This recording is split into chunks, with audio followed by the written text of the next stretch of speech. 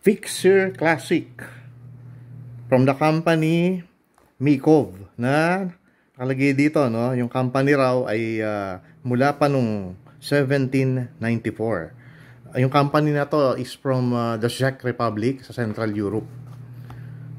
So, ayan ikot ko yung kahon para makita nyo. Sa likod, no, nakasulat dito, made in Czech Republic. Ang ginamit na metal ay Inox 440A. Yung Inox, ibig lang sabihin ng stainless steel. So, stainless steel na ang grade ay 440A. Ayan. Tapos, ito, no? Marami siyang variation actually. So, 1, 2, 3, 4, 5, 6, 7, 8, 9. Meron siyang 9 variations. Depende sa dami ng features or tools na kasama. And this particular na review natin ngayon, ito yung top of the line, yung pinakamaraming features. So, let's open it. Kakaiba to kasi bihira ito, no? This is from Europe. I know sa Europe, maybe common to. Maybe sikat tong company na to. Pero dito sa atin sa Pilipinas, medyo hindi natin masyadong kilala to. So, very interesting to. Open natin, tingnan natin.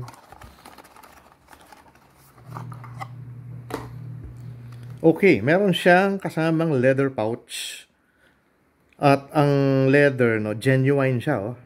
At makapal.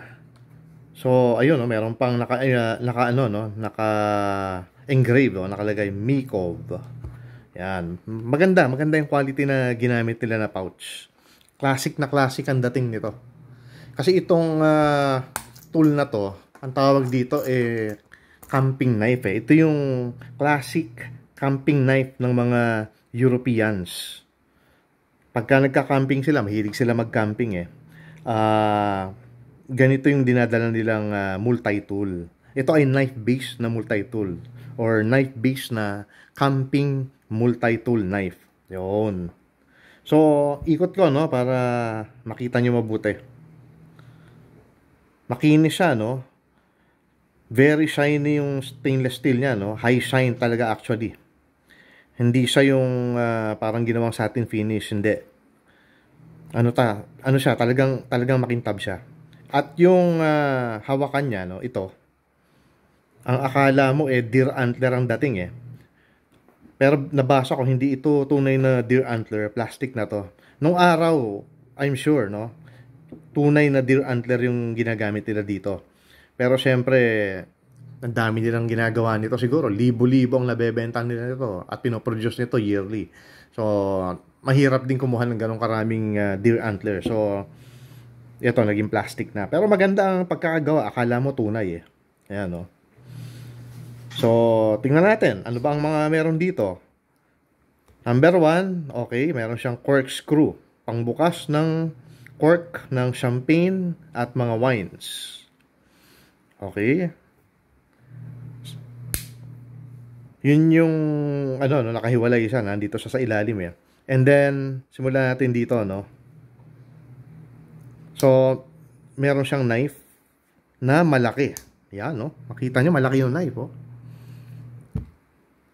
So, ano to, no? Parang 4 inches siguro to, no. Tansya ko lang, o mga 3.5 inches siguro. At makintab nga siya, no. Ayan. Nakalagay din doon, no. Mikov nakalagay. Tapos 440A yung ginamit na grade ng stainless steel. So, Czech Republic. Next, open natin. Hindi ko na muna isasara para makita nyo, no, yung mga tools na ilalabas natin. Okay, this is another knife na ang korte niya ay naka-curve, no? At hindi siya matulis, hindi tulad nito. Makikita mo na ang dulo niya parang naka-curve eh, na walang talim talaga dito. At according to my research, ginagamit ito, parang ito ay skinning knife kung tawagin eh.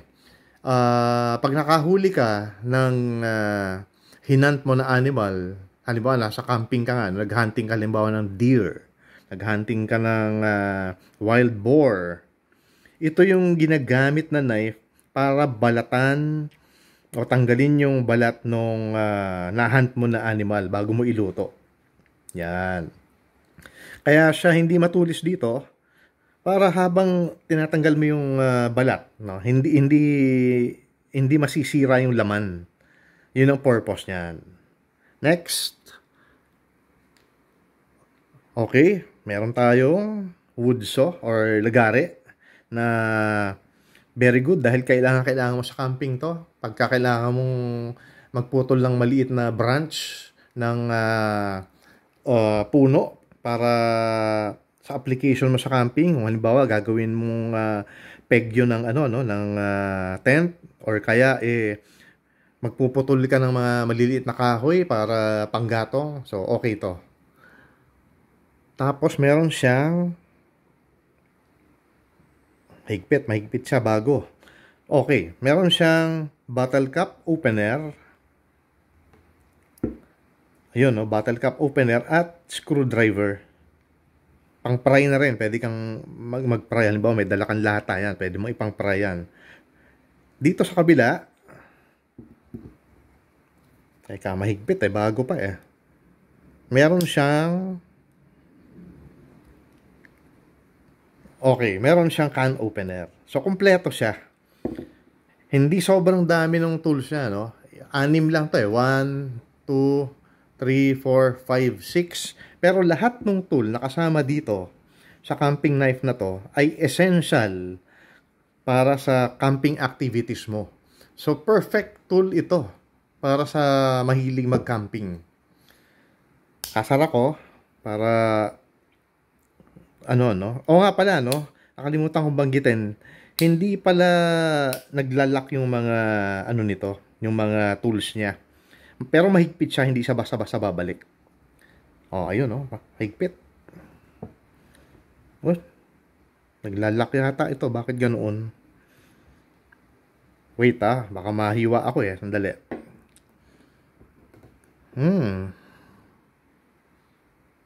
Ano nangyari dito? Ayaw bumalik. Okay. Ito, no? Meron siyang lock. Okay, yung knife niya ang may lock. Okay. The rest of the tools, hindi naglalak. Sorry for that, Kasi hindi ko kabisado to. Ngayon ko lang to binuksan actually, So, lahat nung tools niya, from the corkscrew, doon sa pinakita ko sa inyo, screwdriver, yung can opener, yung bottle cap opener, yung skinning knife, hindi naglalak yung mga yon. Ulitin ko ito yung skinning knife halimbawa. Maibabalik ko yan, Hindi siya naglalak. Ang tool lang na naglalak ay itong main knife. Okay, yun. Very good. At least hindi ka madidisgrasya, pagka ginagamit mo. Nababalik, pag bumalik to, mahihiwa ka pa. Maganda yung locking mechanism niya, Hindi talaga siya basta-basta babalik. Nakita nyo, hirap na hirap ako kanina. Wala. At solid na solid, walang uga. Walang kauga-uga. So, kailangan pindutin dito to unlock the knife at maibalik mo. Okay. So, napakagandang feature. Ayan.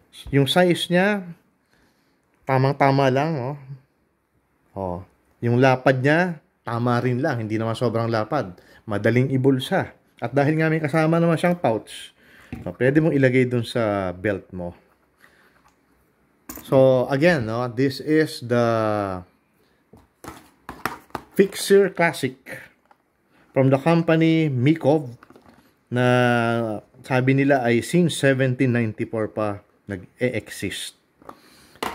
So, classic, vintage, retro. Yan ang mga word na pwede natin gamitin to describe this. And makita mo, high quality siya. So, nakakatuwa, kakaiba. Kasi at least, nakapag-review tayo ng tool or multi-tool or multi-knife or camping knife na galing sa Europe. At ito yung classic na European camping knife. That's it.